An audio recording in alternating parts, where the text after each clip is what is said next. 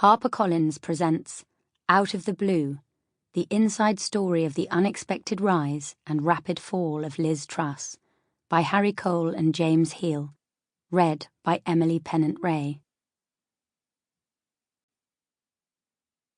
Author's Notes. This is not an authorised biography. While we were pleased that Liz Truss agreed to be interviewed by us, we had no access to her papers, letters, or any other communications beyond those acquired through journalistic endeavour. Conversations or communications reported were told to us first-hand, by witnesses, or in some cases by somebody with direct knowledge of discussions. Some of Liz Truss's family, colleagues and friends declined to talk to us, but many of them agreed, and for that we are extremely grateful. Plenty of those we spoke to are named in these pages, but many more insisted on anonymity. It was a delicate time for any upwardly mobile MP, advisor, official or friend to be speaking candidly about the Prime Minister. We are particularly indebted to those civil servants who have risked their jobs to do just that. Some sources have been known to the authors for years, others literally came out of the blue. As ever in politics, there are bad faith actors whose attempts to rewrite history make them unreliable witnesses. In those cases, their public utterances may have been included, but private comments were either not sought or were disregarded. We decided to write this book quickly, so those of you expecting Robert Caro will be disappointed. Politics is as much about personality and plotting as it is about policy. We hope to provide the reader and voter with some clarity on the least-known incumbent of the highest office in recent times. It was written during the turbulent tenure of Truss's premiership, when the judgment of history was yet to be passed. But the clues were always there, as this book will make clear. Harry Cole and James Heale, Blackheath and Richmond, October 2022. Introduction. The geeks will inherit the earth.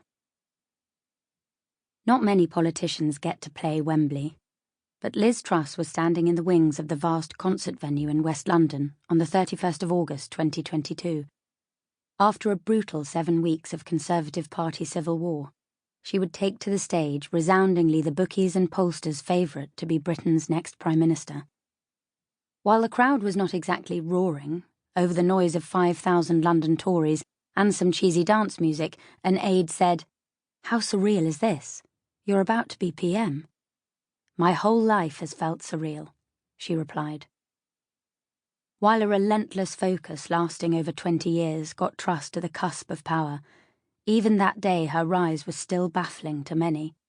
A gawky Liberal Democrat who joined the Conservatives, a nerdy policy wonk who plunged the Tory party into a sex scandal, a passionate Remainer who was put in the highest office of the land by the most devout Brexiteers in Parliament, the party loyalist who became the disruptor-in-chief, a free marketeer overlooked and dismissed for decades while openly flouting a radical alternative, a one-woman think tank so sure of her views that she did not hesitate before pulling the levers of power. Dismissive of emotion, and possibly too logical for the delicate art of politics, she told a cabinet rival, "The geeks will inherit the earth." Within a week of the last leadership hustings at Wembley, the one-time teenage Republican was kissing the hand of Queen Elizabeth II. 2 days later, the beloved monarch was dead. Britain had a new Prime Minister and a new King. Nothing could have prepared the 47-year-old career politician for her first few weeks in office. Part fate, part self-inflicted, not since Winston Churchill in the fall of France in 1940 had a new leader experienced such a baptism of fire.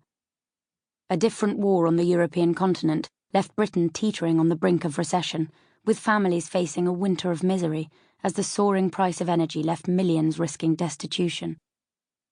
The champion of the small state would oversee the largest peacetime market invention on record. But it was Truss's own tax cutting that sparked a run on the pound and the biggest self-enforced city meltdown in British political history.